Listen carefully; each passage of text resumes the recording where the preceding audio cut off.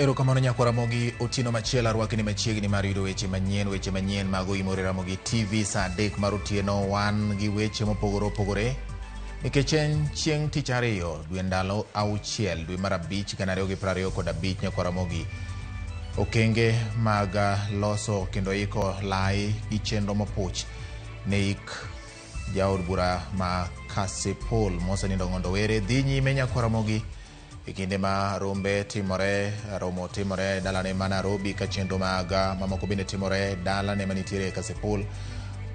Alam ne ringre chano bagi odiochieng' makiny e boma ma Nairobi Nyakwaramogi kapok otere pacho chieng' tich ang'wen. Gin weche maluwo ni achiel kachiel Ramogi TV ka kendo wasebedo kwa fwambo motenore kod mago mar ng'e adieri to ginang'o gini matimore.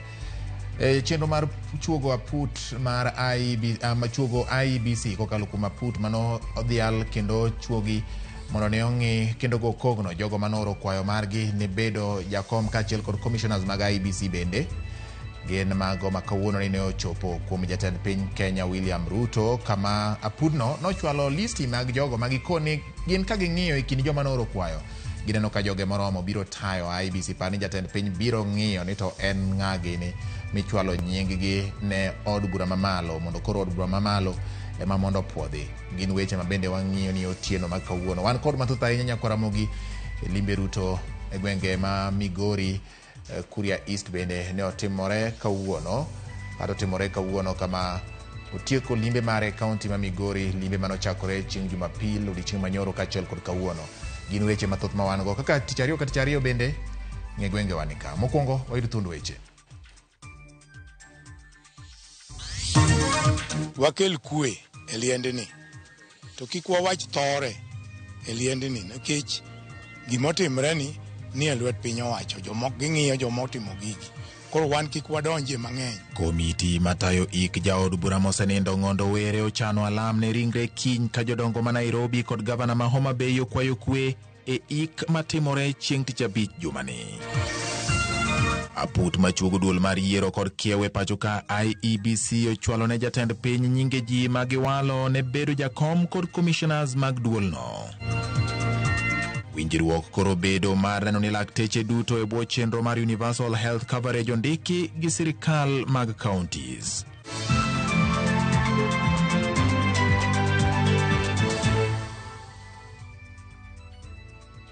Arwakni machiegni Nyakwaramogi bed thuolo mar ndiko na kendo orona pachi namba en 26000 Facebook en Ramogi TV Kenya, mbui mara YouTube en Ramogi TV Kenya, X en @Ramogi TV KE. Jaloko mara iluongo ni Belinda Phillips, nyinga en George Bati. Machiegni chenro mar lamo ne mosindo jaod bura ma Kasipul Charles Ng'ondo Were timore kiny motelo ne chwalo ringre kaunti ma Homa Bay ne ik mare madhi timore chieng' tich abich. Riwruog jodong luo ma Nairobi okwayo oganda mondo bed kod horuok kendo jotelo kung dhogi ka giloso e wi tho mar jatelono. Kaka jafwambo marwa Cynthia Onyango lero, gavana ma Homa Bay Gladys Wanga bende okwayo oganda e kaunti ma Homa Bay mondo ywag jatelono e yor kwe. E chal mar dala jaod bura ma Kasipul mosenindo Ng'ondo Were manitiere kar dak makaren e buore Nairobi. Koyo mang'ich kod koth mathiki jotelo osiepe kod jodak medo chopo mar kelo kuyo margi ne anyuolani mayande oyudo kuyo bang' jonjore moko lal kod ngima jatelo ni apoya nono. Magi duto timore e kinde ma kamiti moyiedhi mochung' ne tayo chenro mag ik mar jatelo ni. Kamiti motelne kod jaod bura ma Homa Bay Town Opondo Kaluma dhi nyime kod romo e dalane mar loso chenro moyiedhi mar ik mar Ng'ondo Were. E kinde ni jodongo mawuok e boma ma Nairobi okwayo oganda luo mondo nyakwe kod achiel mar oganda. Nyithindo mong'ondo weyo to gi minot to gi joma moko ma jodalano kuo bedie jolemo mondo bi okel kwe e dalano. Wan bende wan luo wakel kwe e liendni to kik wawach thore e liendni nikech gimotimre ni e lwet piny owacho. Bende ginyiso josiasa mondo kung dhogi kendo kik pus weche manyalo pogo oganda. Kuom jotelo madipo ka dhogi maruya giduok dhogi piny kik giwach gik moko manyalo kelo kikeo moko maricho maketh liendo Ng'ondo Were to kethowa gi jopinje mamoko mopogore. Koro wan gimonego watim kaka jodongo, kijende, kata jowa mafwambo weche, walamna kwe. To kwa Nyasaye okony wamama gi nyithindgi gidhi nyime gi maisha. Ote makama bende ochwal kod tend kaunti ma Homa Bay ka otelnegi kod Gavana Gladys Wanga ma okwayo oganda kod jodak ma Homa Bay mondo nyak kwe kendo bed kod horuok e kinde iko mar jaod bura ma Kasipul Ong'ondo Were mabiro timore giko jumani. Wanga bende opuoyo kenge ma osekaw kod tend arita kwe mar ndiyo achije ma itudo kod nek makama kaachiel kod singo mar jatend piny ni sirikal biro timo duto mar yango adiera ewi nek mar Ong'ondo Were. Odiochieng' makiny, ringre Ong'ondo Were ochan timne lam makende kanisa mar Catholic ma Consolata Shrines e boma ma Nairobi, kama bang'e odiochieng' mar tich ang'wen ibiro kawe gi ndege nyaka e kaunti ma Homa Bay ne ikruok ne ik mare matimore tich abich e dalane mani Kasipul. Cynthia Onyango, Ramogi TV, Nairobi. Ramogi kodhi nyime ni spika mar od bura mamalo Moses Wetangula dwaro ni bede migepe mag sirikal otim nonro makare ewi nek mar jaod bura ma Kasipul Charles Ong'ondo Were ka jogo ma ibiro yud kod ketho mar nego jaod burano mondo kawnegi okang' mager mar chik. Kata doko ni nonro mar tho kata wi tho Ong'ondo Were dhi nyime, spika Wetangula dwaro ni do tim manyalore mar kumo jogo ma ibiro yud kod ketho. Moses Wetangula notelo ne jood bura mamoko mane ochopo e kar kano ringre ma Liu Funeral mar neno ringre jaod bura Ong'ondo Were e kabang'e to ne gidhi nyaka e dalane manitiere Karen, Nairobi.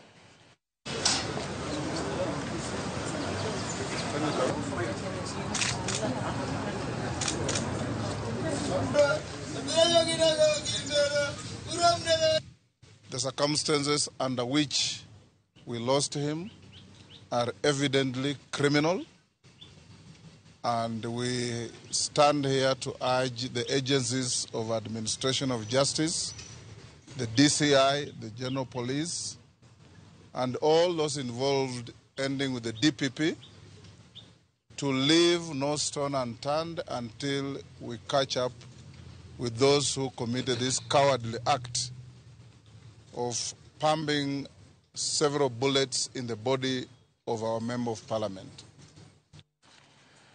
Jodak e gwenge mopogore opogore e kaunti ma Mombasa koro nyiso luoro mar gamo tuoche kaluwore gi pi mar oula ma ochido masani mol nyaka e kuonde ma ji odakie bang' koth mapek chwe Mombasa.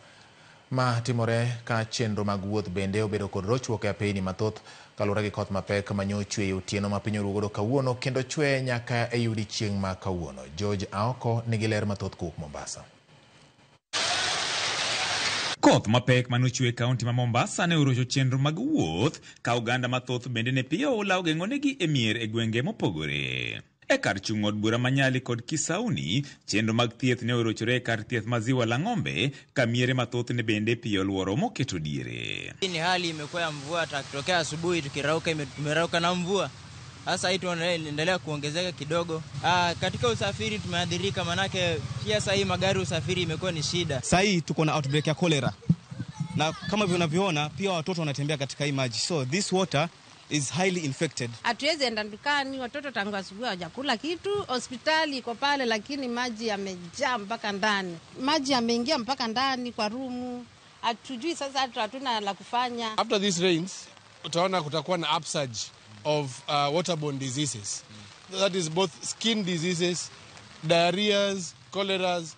Jodak ma alworano okoni pi oula mane omuomo nyaka e udi en kaluwore gi dinruok mag odundu matero pi taka. Giseyo tend kaunti ma Mombasa kuom chiwo thuolo mar gedo mag udi aoyaye ka gikoni joket mwandu moko gero udi nyaka e kuonde ma pi molgo kochomo nam.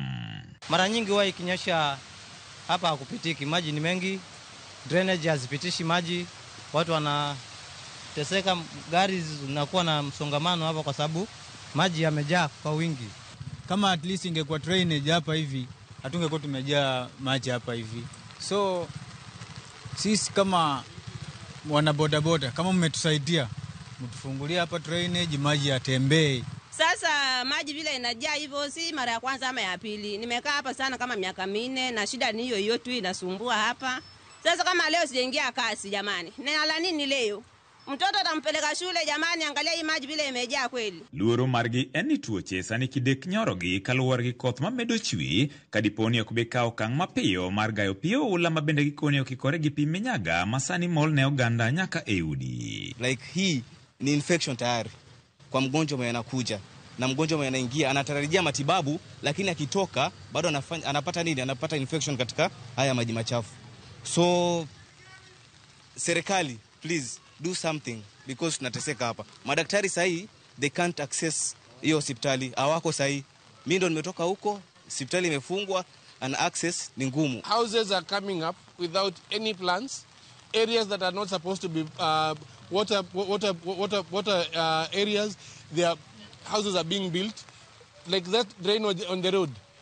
Vibandas have been built on those that mtaro. So water floods on the main road when it rains heavily. So it is both the county department and NEMA also to look into that issue. Ningeomba serikali ya Mombasa county government iweze kushughulikia hapa mahali ili haya maji yawe yatakuwa hasimami tena. George Aoko, Ramogi TV, Mombasa. Kowuok Mombasa oduogo bure Nairobi. Jatend piny William Ruto yango ni osechwalne nyinge ji ma opuodhe kod aput ma ochung'ne chug duol mar yiero kod kewe pacho ka IEBC mondo bed jakom kod commissioners mag duolno. Jatend piny bende olero ni kuom nyinge ma ochwalne odhi walo nyinge ma odhi chwalo ne od bura mamalo kaluwore gi dwaro mar chik mondo puodhgi kapok gichamo muma kaka jotelo manyien mag IEBC. Apudno owinjore ochwal nyinge 9 mag jolar lemo mag commissioners kod nyinge 2 mag jogo malaro lemo mar jakom IEBC. Ei kwanno, jatend piny owinjore owal nyinge 6 ne lemo mag commissioners kod 1 ne lemo mar jakom duol mar IEBC.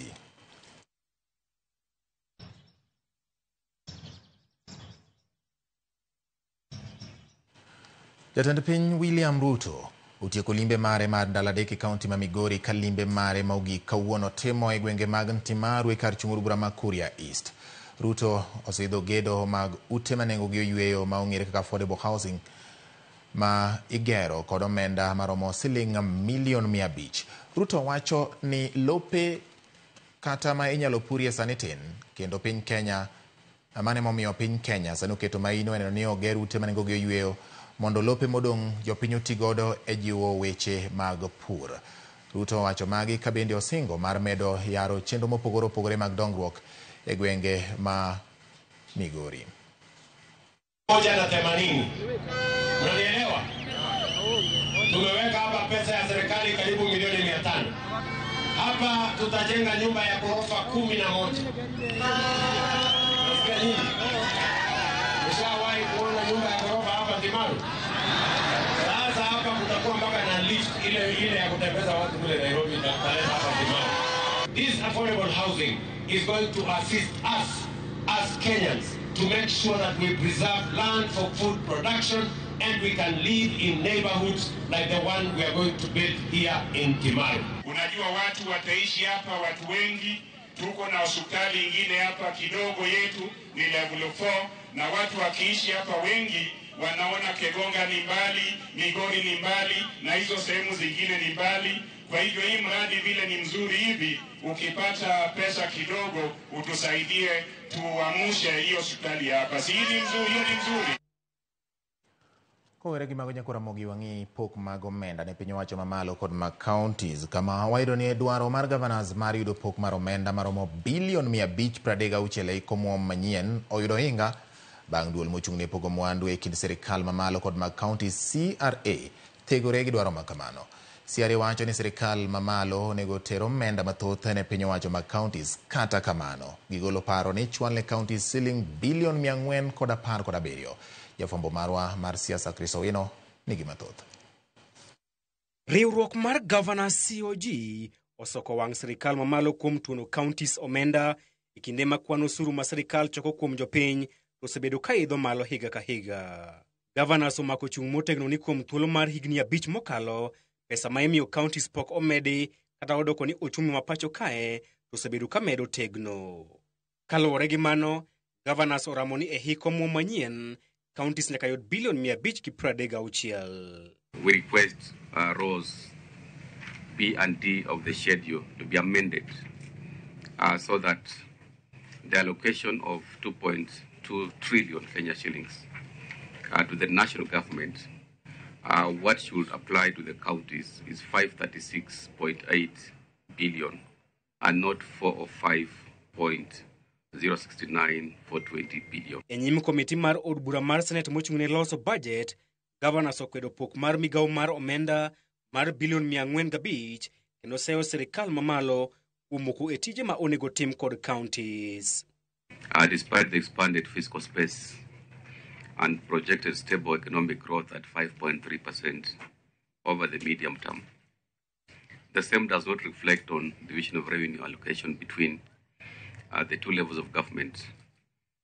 The proposed county's equitable share is not in sync with the growth trends in both the ordinary share. Dwaro mar counties kata kamano oyudo buok bang' duol mar CRA chiwo kwan mopogore kod margi tok yango ni counties onego mi bilion 417. We are proposing that we recommended in the vertical of 2025-2026 that the national government be allocated 2,409.75 and the county governments be allocated 417.4 billion as equitable shares for the financial year 25-26. COG kod CRA ne oloso gi duol achiel ni pok mar omenda ne counties onego ting' malo kayo mar nyayo dongruok malong'o ne jopiny. And our justification is the decline in the share of allocations to county governments has a negative impact in the ability of government to improve on service delivery to the citizens, and this amounts to a clawback on the objects of devolution. The county governments have conditional financial obligations that were meant to commence in financial year 2024-25. However, due to the downward revision of the projected ordinary revenue for the financial year 24-25, the implementation of specific programs and projects estimated at 25.03 billion. Dwaro mag CRA kod governors odhi ataro kod chung' mar migawo mar omenda mane omiyo counties bilion 405. Chung' makamano kide kelo ywarruok machielo e kind od bura mamalo kaachiel kod od bura mar Senate ewi wach makamano kane otimore e hik omuom mokalo. Riwruok mar governors COG omedo nyono tiendgi piny ni kata nade counties ok bi kawo omenda matin ne bilion 536 e hik omuom manyien kalure ni osuru mar sirikal juogo jopiny osebedo ka idho malo e bwo higni 5 mokalo. Chris Owino, Ramogi TV, Parliament Buildings, Nairobi. Ochumi mapacho ka odok piny gi 4.7 e higa mokalo mar 2024 ka ipimo kod higa mar 2023 manodongore gi 5.7 ma en kaluwore gi ripot ma ogol kod duol matayo nonro KNBS. Sekta mar pur otimo maberie moloyo ka jatend migawo mar omenda John Mbadi osingo keto kinge mag bero uchumi mapacho ka kendo duoko piny gope kod hola ma ikawo kowuok e pinje maoko. Lydia Okeyo nigi mathoth. En report ma igolo higa ka higa, report ma inso chal mar ochumi mapachoka ma igolo gi duol matimo nonro mag kwano e thurka di Kenya National Bureau of Statistics. Report no maganario proyoko dangwen mane oketa yanga kawuono oyango dok chien e dongruok mar uchumi mapachoka e ganario proyoko dangwen kama dongore gi 4.7 kai pimo giganario proyoko dadek kama nodongore gi 5.7. Higa mar 2023 nodongo gi 5.7. Koro miyo wawacho ni odongo yes to kodongo modhi malahinya. Higni moko ma itoke ka 2022 2021 ne odongo gi 7.7. Nodongo maduong'. Sekta mar puro yangore ni otimo maberie moloyo ka iluwe kod sekta mar kembe magomenda kod sekta mar thieth. Director maduolno Dr. McDonald Obudho lero dongruok makama. To agriculture ka modongo sana en sugarcane production. So jomopuro niang ibiro do ka jok monopuro niang mo harvest 2024 ibiro do ne gi yuto maber moingo jok mapuro alote mag horticulture ma bende dhi oko nikech alote king'iyo kako bet en odok chien gi 14.1%. To production mar niang to dhi malo gi 68.1. Pesa mo exchange hand through the fund ochopo more than 21 trillion Kenya shillings. So much, I mean, so much money, motive of the transaction, and then part of the areas grow maber. The health facilities been omedre by 6.1, lakini pod gidwaro mondo gimedre. Kolose kinde keto ayanga report no, jatend migao mar omenda John Mbadi olero ni chal makama okel kod nengo mamalo mar timo ohala gope ma piny Kenya nigo, midhiero mikelo gi lokruok chako lwasi kod mamoko. We are also seeing trade disputes, trade wars, tariff issues, which is affecting global trade generally. Mbadi olero ni piny owacho oseketo kenge mag duoko piny hola ma piny Kenya kao, loso lwasi makare ne joket mwandu, kendo loso thuolo mag tije ne rawere mathurka. Report ni mogol gi duol mar KNBS Nyakwara Mgajwang' korige tigo gi bedo migepe mag piny owacho e loso chike kaachiel kod keto kenge makare mabiro neno ni ochumi ma pacho ka obedo kod dongruok. Kata kamano oganda jo Kenya kore kwa mondo mi orido kanda kaluwore gi pek mar ngima kod rach mar ochumi e piny mangima. Lydia Okeyo, Ramogi TV, KICC, Nairobi. Nyakwara Ramogi wakao yue maro mokwongo dakika na 19 bang' saa 3 mar otieno weche manyien mag Imore Ramogi TV. Kama neno ka ji medo orona ote mopogore otieno ni Nyakwara Ramogi kotende kod weche manyien kaka na wacho ni ya imiya pachi weche manyien ma wan godo tinende ni Nyakwara Ramogi. Aneno ka jok ma ndiko na medo miya oparo kaachiel kod weche kaka chalo. Neno ka Wilberforce Otieno wacho ni asebedo e orindi wuod tsunami kendo awinjo weche manyien kod nyikwa oko kod Nyatanga. Pod wakawo mana mos marwa makende ne wede nyuolo kod osiepe kod joka Sipul duto kuom wito gai ma milambo. Mano Wilberforce Otieno wacho kamano en bende odhiambo ma kawuono. Nokani bende wuod tsunami Ramogi TV kelo news makare Dubai Eriko Uri Nyaseme ka entire Oruba Migori kamano Maurice Dianga uri Kamugundo Republic ochon George Bati kinde ma piny luo ywago jaod bura makase polne oganda mondo obed gi horruok kendo gi jiw mana kwe. Erokamano ahinya kuom kete Ramogi TV. Makamu ng'isa ni Bati gona erokamano ne President William Ruto kod Super PS Reyo Molo kuom olo project machalo lo kata machalo kuoyo mag bilionde modhuro motiap machalo mire e kaunti ma Migori, kendo wacho ni en owuon ose go kwande moro wacho ni amos ne Trevor Mbija tangis Trevor Mbija ni mbi mare ni malo. Okay, Trevor Jalendo matuklu koro erokamano nyama makamu kuom kete Ramogi TV otieno ni Jakosege Ochieng' ng'isa ni kare singo mag Ruto gi mosiko mana ni tutaweka gi dhi timore karang'o ma higni abito koro jokrumo ni mano kalore kod Ochieng' Jakosege mopenjo kamano. Chieng' japap nyadiel yendi Bati neni malera ahinya ikelonwa weche manyien kowuok e tung Kenya kod pinje maoko yo maliw kendo makare. Ng'eyo ni ng'e gwengewa kawuono ni warito. Okay, en odiochieng' mar ng'e gwengewa.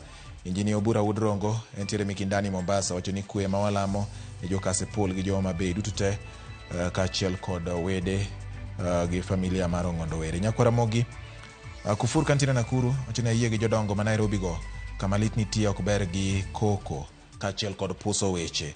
Erokamano Kufur in bende ayie kodi. George Bati kaka pile waneni ka wantiere Dili Gardens Kisumu kendo Ramogi TV neno malera dua.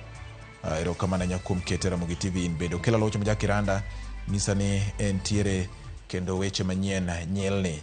Yiena mondo akaw yogi kanyo kaduogo podan gi weche mamoko ma en Ramogi TV dakika 22 bang' saa 3 mar otieno. Kik idhi mabor.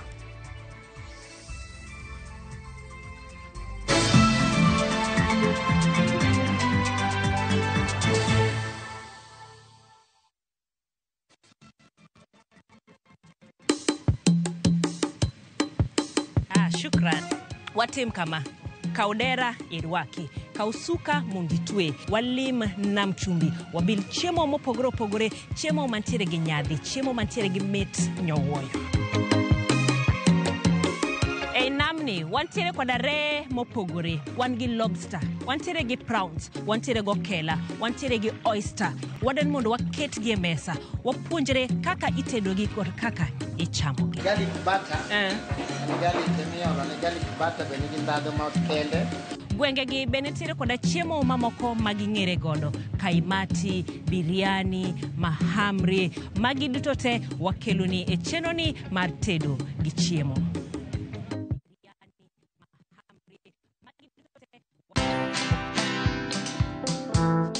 Hammering people is not necessarily going to give you the best result. Influencing them to want it is probably going to get you a better result. You know, the effort it takes to put somebody down. Yeah. If you use that effort to stand on your toes and stand up, you'll go so much further. You'll leave this person you're putting down behind.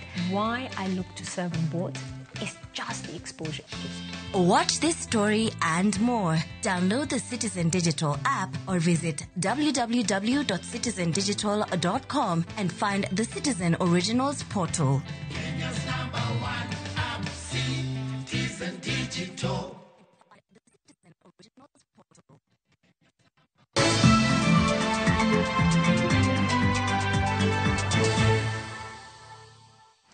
Ekoromogi machiegni kendo wasudo gi weche manyien. Jatend migao mar Labour Alfred Mutua odokne piny owacho kowacho ni weche ma jopiny moko wacho iwi chenro motise ni kazi maju itiyogo e mayo oganda jo Kenya ok en gima dier. Mutua omedo jiwo jogo ma pok oyudo thuolo mar dhi e pinje maoko mondo ti ni gibed kod horuok nikech chenro no samoro kawo thuolo malach. Ka oloso e nyim komiti mar Senate matayo weche mag tije, Mutua wacho ni kwan duto mag oganda jo Kenya moseyudo thuolo mag tije pinje maoko sani dirom 41,000.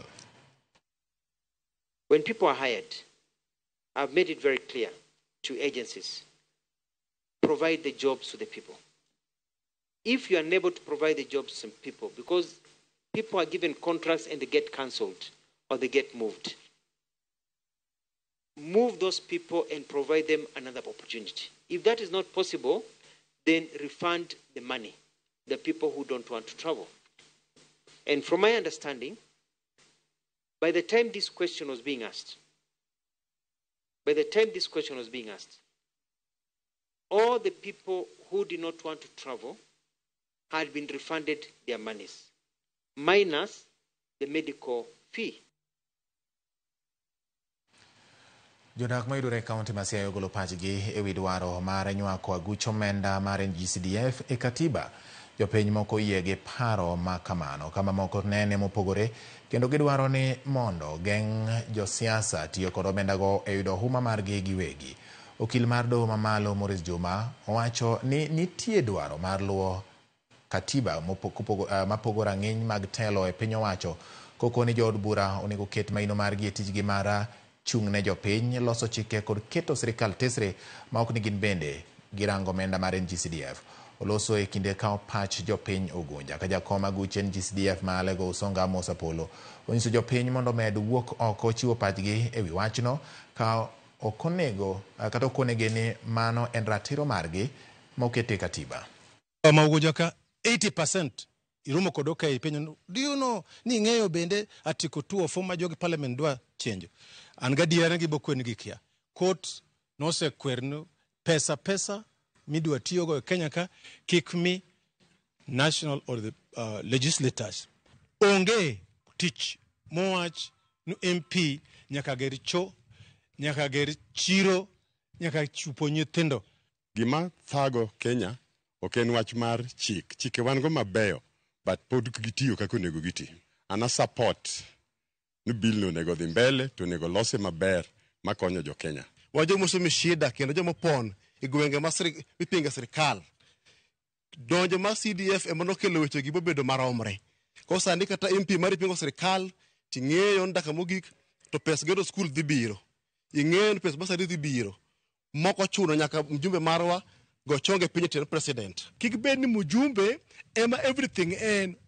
Ko bedo ma en molos. Ko bed oket chik no bed gima independent.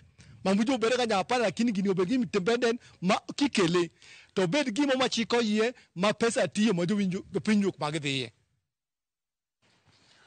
Masira mar sienyruok mar bugo mar minyaga e sikund sekondar Maramba Boys manotimore dwe mar adek higani pod nie pach oganda ka sirikal medo ket tesre mondo chiw duoko e wi both mani obetie. E od bura mar Senate kawuono, senators opedho penjo mar yudo ler kuom komiti mar somo mar ng'eyo nonro ma osetim bang' masirano mane olal kod ngima jopuonjre 2 manowinjo bed ni timo penj margi mar klas 12 higani. Seneta ma Kisumu Tom Ojienda wacho ni nyaka chiw ne jopiny ler e wi gima ne otimore, kaka notimore kod okang' mowinjore okaw ne jogo madibed ni oketo nyaw e tich ma midhiero ma kamano timore. Ngiri Ojienda dwaro ni komiti no osund migawo mar somo mondo okaw okang' mar timo nonro ne sikunde duto kendo yang rang'iny mag arita ma oketi ne jopuonjre kod chal mag mwandu ma jopuonjrego tiyogo e sikunde kaka yor thiro masira. Mr. Speaker, I rise under Standing Order 53-1 to seek a statement from the Standing Committee on Education on a matter of national concern regarding the tragic death of 2 Form 4 students at Ramba Boys High School in Ariada, Siaya County. I'm not the senator for Siaya. The 2 students, Mr. Speaker, lost their lives after falling into a septic tank within the school premises that collapsed on 22nd March 2025. The students are said to have been together with others on top of the septic tank when it caved in, trapping them in while other students were seriously injured.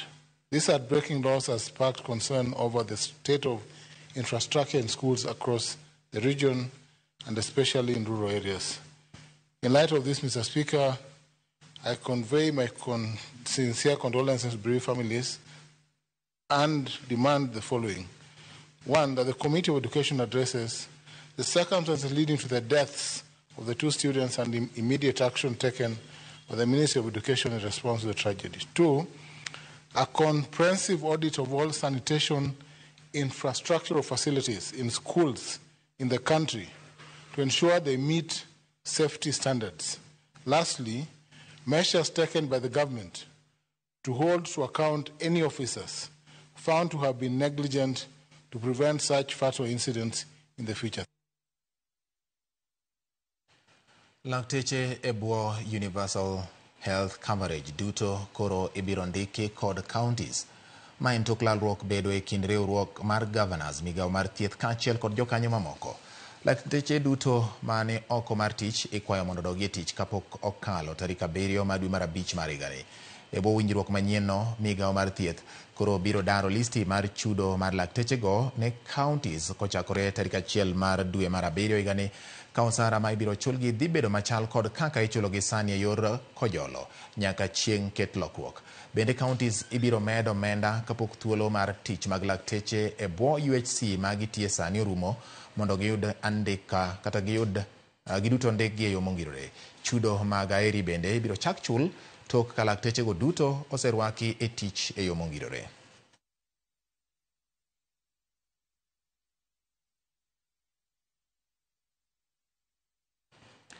Od thieth maduong' ma Kenyatta otimo yeng'o mokwongo e piny mangima maduogo ngima ne ler mar lwedo ma ong'adi kendo tieko rem ma yudo kod ji ma oseng'ad oko bedegi. Judith Omondi noluwo chenro ni kendo ma siganano. En bat mane okuot bang' lwar mar Moses Rawera ma jahiga 22 kendo pod nyathi skul. E yor manyo thieth, yeng'o mane otim ne oweyo Moses kod ng'ol gi mbala ma obiro dak go e ngimane te. Niliamka kutoka theater. Kwa mind bado najua niko na mkono. But wakati nilijaribu kutafuta, kuna kamba tunaekewanga hapa ya kuhold mkono. Nilijaribu kutafuta, ikakuwa siipati. Nikabidi niulize Manasa maswali mkono, nilala nao, niliwaambia nilala nao. According to my mind nilala na mkono. But sikuamka na mkono. Rem mane obiro bang' yeng'o ni en rem ma iyango ni ji ma ong'ad bedegi yudo, kendo en rem ma samoro yathok ga. Kwenda mkono neza kuambia mkono iko. Neza kuambia mkono iko. Neza kuambia inakunja ngumi, nimefanya hivi, nachezesha vidole. But ni hizo zote zikifanyika inakuja na uchungu. Ikigonga kuna venye inarudisha ni nguvu. unasikia uchungu. Unaweza ambia mtu unasikia uchungu, but sisikii hapa, nasikia the rest. Hiyo uchungu inakuwa mzito sana. Sometimes inabidi nasikia kichwa inakuuma. Dok mar Moses manyo kaka ditiek rem ni od thieth ma Kenyatta ne okelo ne resruok. Mae kinde manyocha otere yengo mar ariyo mane okawo seche 7 mondo mitudne leche i adhola mar bade mane ong'adi. Ma chenro ma lakteche yango ni en ma okwongo e piny mangima kendo tieko rem ne jotuo ma ong'ad bedegi oko. We go back to the patients and go and pick the nerves that were going to the hand. So there are specific place in that nerve we look for and know that this if we pick this section, it's likely to be carrying the sensations. So those nerves, now we connect them to those in the skin in the area we are interested in. Chenro ni nyaka sani koro osechak tima yanga e kar thieth ma Kenyatta kendo okumba mar thieth mar SHA chulo nengo mar thieth. Judith Omondi, Ramogi TV. Cardinal maromo 133 koro osechopo e kanisa mar Sistine manitiere boma ma Vatican ne chenro mar yiero papa manyien mar kanisa jokopere tok tho mar Pope Francis.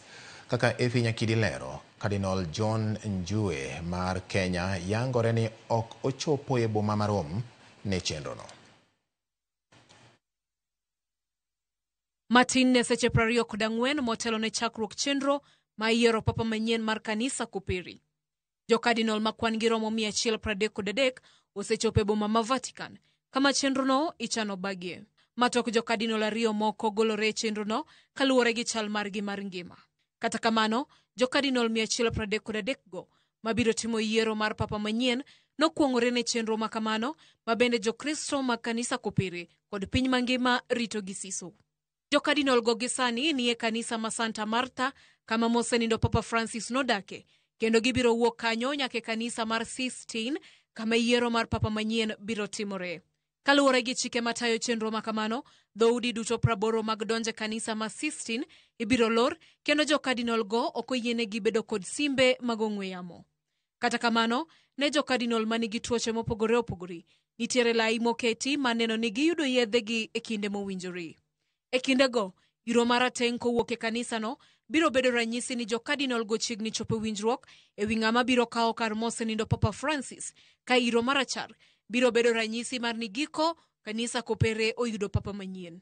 Komachielo, e kinde manotwag gi od fwambo moro pachoka, John Cardinal Njue noyango ni ok obidhi e yiero mar papa manyien, wirani nokoyudo barua kowuok kuom boma ma Vatican magwele ne chenro makamano. Ei ote mare ne ute fwambo kata kamano, Archbishop Philip Anyolo olero ni John Cardinal Njue noyudo barua kokadhi apis jambetre mar Vatican kata Apostolic Nuncio to kaluwore gi chal ngima mare nokonyal dhi Rome. Jo Cardinal ma yiero papa manyien duto ni e bwo higni 80 kendo wuok e pinje 70 mopogore opogore. Arita kata kamano oridi kendo ni e rang'iny mamalo e kanisa ma Sistine kotele kod jochiw arita mawuok e piny Switzerland. Moko kuom jo Cardinal ma igeno ni biro kawo kar mosenindo Papa Francis gin kaka Peter Erdo ma jahigni 72, Fridolin Ambongo ma jahigni 65 kendo wuok e piny Congo, kod Pietro Parolin ma jahigni 70. Efi Nyakidi, Ramogi TV. Nikech en dakika 36 bang' saa 3 nyako Ramogi adwani mondo koro ateri e gweng' ma idwani ng'e nyinge. Kwa wuono ni Millicent Adhiambo kolonwa nying gweng' ma iluongo ni Pap Nyadiel. Pap Nyadiel yudore e gwenge mag Alego Usonga e kaunti ma Siaya. Nyako Ramogi, be isepenjori ni gimomiyo inyalo chak gweng' ni Pap Nyadiel? Kisepenjori to pok yudo duoko? Koro Millicent Adhiambo ni ka gi chenro mar ng'e gwenge wa kawuono.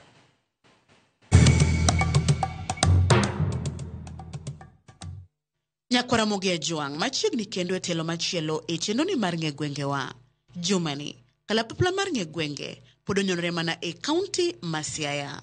Ofuyo ka owuok e gweng' kata senta kata chiro mong'ere ni Dond Koki kata Dondi, ma odhi piyo e gweng' mong'ere ni Pap Nyadiel. Ka isekadho kata ilimo gweng' mong'ere ni Pap Nyadiel, ang'o mabiro e pachi? Iparo ni ang'o madinemi chak gweng' ni Pap Nyadiel? Nyakoromogi kapok wayudo kuku mar wach gima dine mi chak gweng'ni ni pap nyadiel, we wawinj anena ni jogweng' makae to pachgi chalo nade ewi nonro mar nying mar pap nyadiel. Nonro matin wacho kata sigana mwasewinjo wacho ni ne nitie mapeche mang'eny ka. Koro mwandini ne nyuolga kae, to mwanda kaka wang'eyo en diend bungu, emomiyo ne ochake en pap nyadiel. Biro kae 2008 tayudo ka pawni ne en pap maduong' to noting'o diek mang'eny. Koro nonyisa ni en pap mane diek ng'eny mane nyuole. Mane momiyo nonyisa ni nochake en pap nyadiel. Gweng'ni ne nitie bungu moro to ne en pap to timo mapeche. To gimoro nitie miluongo ni lee moro ni mwanda ma en nyamine diel. Ne ging'eny ei mapera kanyo kendo ne ginyuolre, nyithindo ne ng'eny, nyithindgi ne ng'eny. Koro mane ka ng'ato dhi to wach mana an but kar pap nyadiel ka. Kech nyamwanda en gima diel mar bungu. Koro emomiyo ochake ni pap nyadiel. Chon noyugno ne en bungu, ne en pap maduong' nyaka mwalolo kacha. Koro gweng'wa ni wang'eny gi jodwar. Jodwar ne en ka kaka jodongo mane wan go madwar ne en jaduong' Ochanda otin gondewe gini. Koro kae ne gibiro ka dware mwandini, to mwandini ne nyuolga kae. Koro ema ne gigolo paro moro no ka e gweng'wa ni gichak no pap nyadiel. Pap nyadiel kowinjo history en ni ne en bungu to ne en kuonde ma joma chon ne luongo mwandini ni nyadiel. Koro kane gibiro ga chiko mwanda to jowetegi ne nyalo penjogi to kawuono wadhi kure, wadhi pap nyadiel, wadhi pap ma nyidie nitiere. Maten mano ne chiemo mane gihero ahinya, ne gibiro to giluoro gi tol, to ka gisebwogo mwanda no bodonjo to giwacho ni nyadiel ichomoko. Koro ne giluongo kae ni kar pap nyadiel. Bang' winjo paro mopogore ma jogweng' oselieko kotenore kod nonro mar nying gweng' ma pap nyadiel, we koro wawinj anena kuom jodongo mane nitie ka gweng'ni chakore ni ang'o momiyo nochak gweng'ni ni pap nyadiel to nochakore nade. Chon ne wan kod piny kaocha ne nitie kama ne ji kwayoga diek. To kane ochak skundini, kane iluongo ga ni bar kanyango, nikech kwarwa manochako ka kanyo. To ka skundini nobiro noyudo kosechak skul moro Imbo no bar kanyango. Koro wang'iyo wayudo ni nying manyalo rome en pap nyadiel. Koro pap nyadiel ok ne en ka kanyo. Ne en kamiluongo ni en Tiaora. Ma kichung' kanyo tiridri matin kichomo aora ma ikalo kidhi Siacha. Gumalo ne koni ne nitie kuma ne iwuoyi kwaga diek. Koro kanyo mane ochaga ni pap nyadiel. Koro skundino ne wamiyo nyingno kaluwore kod kanyo nikech jo bar kanyango ne osekawo Imbo. Koro ne kwanyalo register gi nyingno. Nyingno nowuok kuom kama ne kwaga. Ne en pap yowuoyi mane kwaga diek. Chon ji ne ng'eny gi diek to kod dhok. Koro yowuoyi ne dhi ga kwa diek kanyo, koro niluonge ni pap nyadiel. To gweng'ni ma pap nyadiel, umbe landore kod weche kata timbe mage. Opogre gi Kristo wan jopur. To gweng'wa ka bende ineno ka buche nitie gold ji kunye. Gold no be nochakre mana 1920. Pap nyadiel lumbwa ma wang'ere go en ni wan joman gi luor, waherre, alafu bende pap nyadiel osegolo joma ong'e e piny mang'e ma oseti maber bende, kaka wan gi the former General Ogola oa mane dire ka. Pap nyadiel achiel ne Masumbi ka wachak wagolo the late Colonel Ogola ben wagolo ka. Koro mane homa ma wan go kaka jo pap nyadiel. Timbe mag pap nyadiel kae ng'ere ahinya kaluwore gi insecurities mantiere ka, nikech kiyudo kosechopo around saa 3 to okta jo boda ok ginyal tiyo tijegi mag transport ji, nikech sama gise dhi tiyudo ka ng'ato ma pikipiki ogoyo negi, koro insecurity ok ber as such. To kendo gimomiyo wang'ere ahinya nikech skul manoket kani ong'ewago gimoro miluongo no dwar. Wan gi jodwar mang'eny e gweng'ni madwaro le. to bende nitie dongruoge ma pap nyadiel osenyuolo ne jodak malorani. Development wanyalo neno first en road mane Barack Obama ogero nwani osemiyowa expansion mar business kendo osemiyo access mar homesteads osebedo mayot. Alafu bende wan gi dongruok ma waneno kalure kod mjumbe marwa ma osegeronwa classes ma waneno ka renovate. Pauni ne onge ga chiro chon, to sani wan gi chiro mano maendeleo, stima be wan go sani. Ndara ni chon nok en lam, to sani en lam nyaka Kogelo, odhi nyaka Ndori. Koro wan gi maendeleo. Gi pap nyadiel ka diere mane en bungu, aparo ni ng'ata achiel mane ogero gimoro achiel kamane iluongo ga ni canteen. Kalo kanyo to yudo kogere canteen. To gi sani oseger dukni. Buwan gi dukni maber mwanyalo nyiewe. Waseyudo skul pap nyadiel kae, chon ne waonge skul kae en bungu. Wan gi chiefs camp ka, wan gi rentals, mogeri center ka. Stima nitie. To gi taya mag securities, although taya manoketnwa ni to be okonywa sach gi sani, wakwayo mana sirikal ka ginyalo kelonwa taya manyasani koro wabed gi securities moromo. Kata obedo ni jogweng' kwano dongruoge achiel ariyo adek, rem mage ma pap nyadiel ni godo ma komedikel e gweng'ni, to gweng'ni bro medo dongore machal kod gwenge mamoko. Kaka gweng' wakwayo security within pap nyadiel mondo nikech wan waero pur to waero agro business. Koro wakwayo ka security nitie, alafu wakwayo jotendo bende kanyalo miwa mbolea. Skul wan go manoger kae mochakre maber, makata mna jatelo marwa maro Alego ge Usonga bendo seti kodwa maber kanyo, bosegeronwa classroom renovation waneno kaber. Mak mana no wakwayo ni kaponi kaber to duogo losnwa skul onge fence, skul nigi rodhe kamoro amora kidwa donje skul idonja skul nigi rodhe. Rem maduoko wa chien ka mokwongo gold kunyre i pap nyadiel ka i Masumbi, to gima kimiyo warem gi gold no, wach mar kuodhok ni malo, to gold okelonwa jok mang'eny mwakia moa e pinje mopogore jo Migori, jo Mabei, jo Gemnika. Koro dhok kwalre gweng'wa kamarach, koro kaka dwa chom ni ng'ane ma jakuo wakia. Gin jo game kata en jagame kata en jaka ok wang'eyo. Wan gi chief camp kae. Chief camp ka oketnwa kata mana APs moko ritnwa kae mondo wabed gi security motegno. Wakwaya kwa jotendwa oyie to geronwa kata police post achiel ka ema nyakonyowa mondo mwandwa owe lal. Skul wan kodo to wahawo secondary mabor, wango gi secondary ma within. Koro wakwayo ka sirikal nyalo konyowa mondo wayud secondary alwora. Wakwayo mondo ketnwa suptal machiegni kan kech kwan mon wachandre sana mon mapek kod mon ma nyithigi tuo nyaka wadhi mana Siaya kata Ng'iya. Karwa ka pap nyadiel nosebedo approved for a health facility.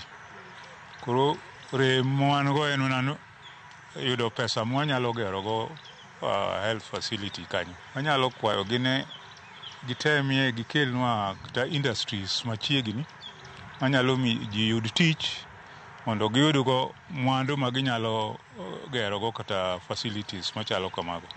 Mana kamano Nyakwaramogi, gikanyo mwachopo godo e giko matielo makawuono e chendoni mar Ng'e Gwengewa. Kikidhi mabor, medikete mane wang' jowi mari mar Ramogi, nikech juma manyien bende duogoni kod nono mar gweng' machielo. Erokamano kuom bedo kodwa, oriti masani. Nyinga Millicent Adhiambo, kata kihero inyaluonga ni Nyaboma.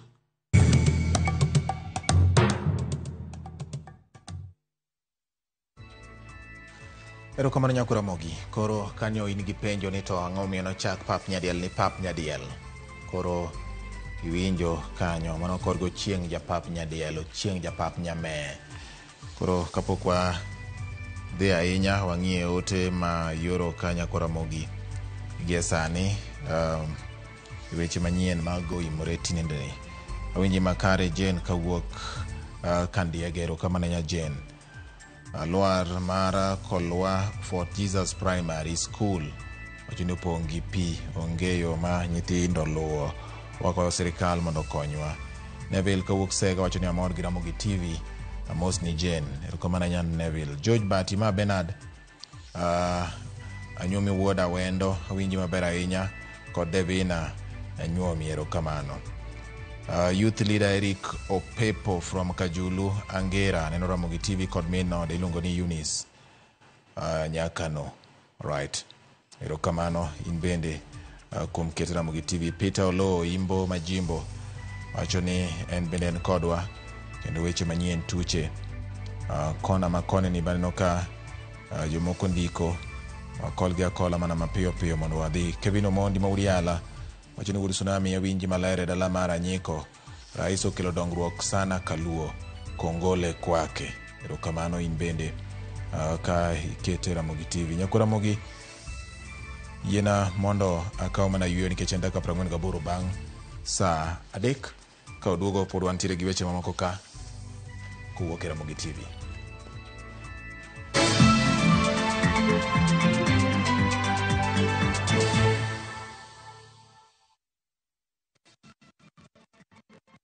Craving an extraordinary escape? View Travel invites you to breathtaking Cape Town. Starting from $1,300 per person sharing, enjoy 4 nights with breakfast plus Cape Town City Tour, cable car ride up Table Mountain, full-day peninsula tour, scenic Chapman's Peak Drive, Cape of Good Hope, photo stops at Bokap and Muizenberg, Constantia Wineland Estate Tour.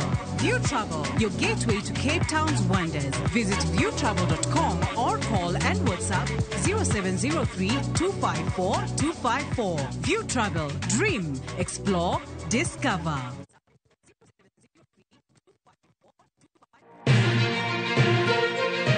E chuny boma ma Nairobi, machiegni gi Naromoro. Kokale gode koda ore kendo mol e gwenge duto ma pachoka. Okinyi kokinyi, wayango ni kaka piny oru. Ma en Rupe. Kama wami nonro to kod chal mar fwambo. Wa encourage conversation. Wamenyo ni weche mamako ngimani.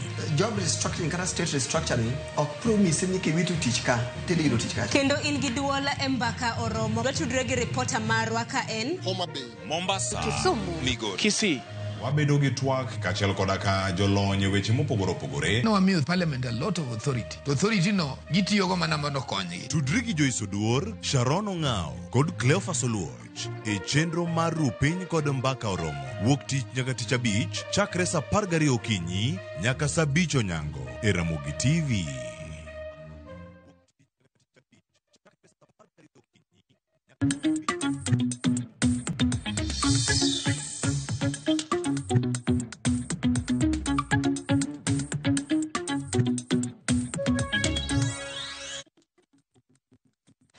Machiegni nyako Ramogi wachako gi weche mag ohala bang' wuok e yueyo. Migawo mochung' ne chenro mag lupo e sirikand kaunti ma Homa Bay okumo tiyo kod gige lupo ma chik ok opuodho ma osebed ka itiyo godo e dho wedhe kendo kelo hinyruok e kind jolupo. Migawo no wacho ni medruok tiyo kod gige lupo ma chik ok opuodho ema osebedo ka jimbo lwenye kind jolupo ma osemiyo jolupo moko wito ngimagi ka moko bende osehinyore e kinde ma lweny omuoch e kindgi. Apisa maduong' e migawo ma ochung' ne weche mag lupo Kennedy Ojala wacho ni giseketo winjruok gi tend dho wedhe ma Homa Bay kod jotend arita kwe mar neno ni chikno oluw.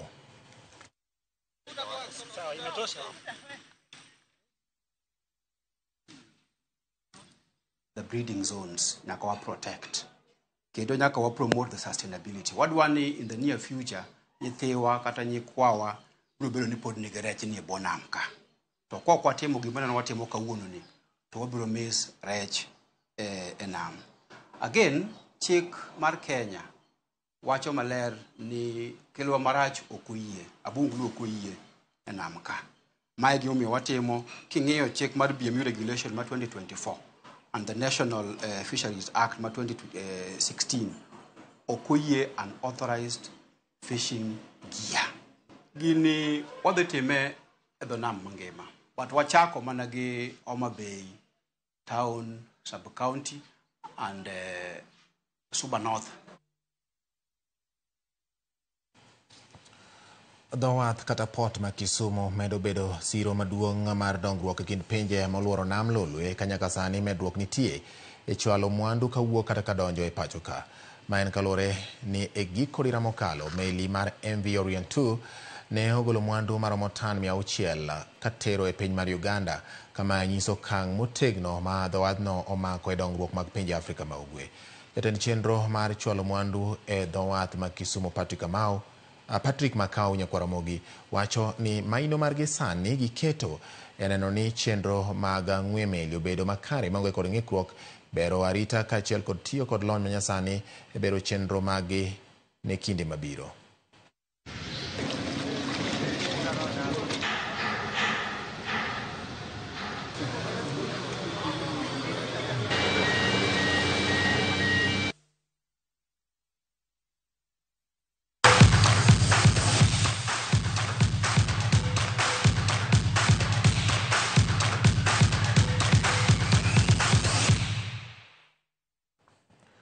Kawadonjo weche mag tuke ne riwruok matayo tuke mag adhula e pacho ka FKF kokalo kuom jatatije Harold Ndege. Owacho ni tulo ma nyocha ne omuoch e alap ma Gusii Stadium en gima ok binuore kendo okenge ibiro kaw mar geng'o tulo ma kamago. Kata kamano olero ni nonro dhi nyime gi sani kendo medo wacho ni tugo no dhi nyime nikech komishona mar tugo ne ochiwo ler ni lwasi ni kare mar tugo no dhi nyime. The match commissioner is solely responsible for the safety and security of that particular match.